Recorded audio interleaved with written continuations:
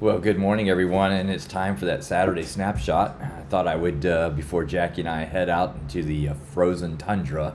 I know it's kind of crazy to call it the frozen tundra in South Florida, especially when our neighbors and family and friends up north are probably going to be digging out of 2 feet or more, or less of snow. And so, but hey, before we start to head out, I just wanted to first of all say thank you. Jackie and I are here in Orlando and just enjoying some time together. And we will miss being in worship with you tomorrow, but we know that you're going to have a great time of worship. So let me just share with you just a few things for you to be mindful of for the coming week.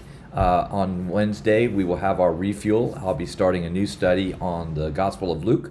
And so hopefully you'll make plans to be with us. Manu will be with us and restarting the children and youth ministry. And he's in the process of looking for wise sages to come and be a part of the ministry to reaching our children and youth. So I hope you'll reach out to him or to Marcia and let them know if you're interested. Also, this coming weekend, February 5th, just around the corner, will be our Shine Through event from 1 to 3.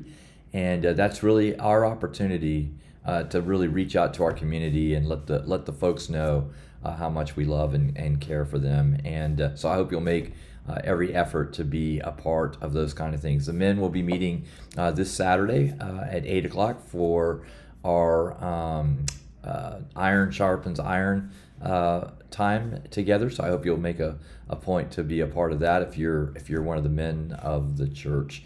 I feel like I'm talking a little bit quieter because I think the walls in this room are a little bit shallow, so I don't really want to disturb my neighbors in this process.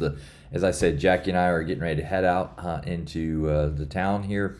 We left our kiddos with their aunt, who's right now having a fun time trying to figure out how to be labeled the favorite aunt. And I think that's kind of interesting, considering that Pastor Phyllis's title tomorrow for her message is the Lord's favor isn't about playing favorites. We've been in this sermon series where we've been looking at new beginnings, and God shows favor upon us by giving us a new heart, again, a new way of thinking, a new set of eyes. And tomorrow you'll hear this message about what God intends for us to do as God's favor, and so it led me in my devotion time.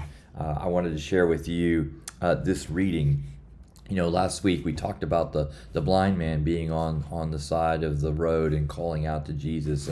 And Wednesday at the refuel, I talked about a man who had been invalid for 38 years, living by the side of the pool. And in both cases, Jesus interacts with these individuals. And in effect, he's asking them, do you want your life changed? Do you want something different? And the question then for all of us is, well, what happens after we say yes? And so this is what I want to share with you this morning. Even though we may not fully understand where this response will take us, and even though some of us will resist, still God waits for our yes.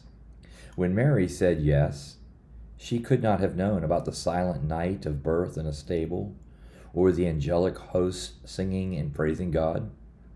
Would she have known about the visit to the temple with 12-year-old Jesus? Could she have foreseen that her son would willingly place himself in harm's way for the sake of others? Would she have said yes if she had known about the betrayal of her son that would lead to his public scourging or his trip to Calvary and crucifixion?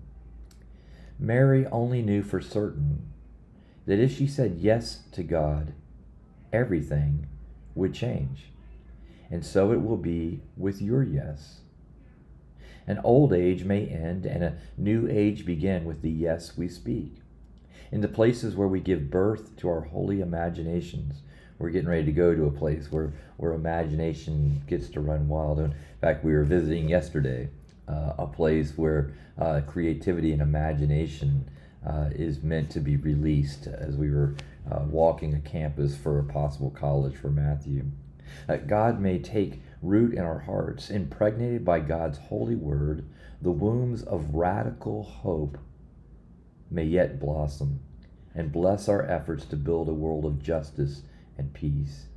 Each time we say yes, the Holy Spirit overshadows us and something new comes to birth in us. My friends, my hope and my prayer for you today and tomorrow as you're in worship and in the days to come ahead, that you experience that Holy Spirit coming alive within you and blossoming those gifts of peace and joy and love. Hey, take care. I'll look forward to being with you next week. And until then, have a great day and enjoy this beautiful change in the weather.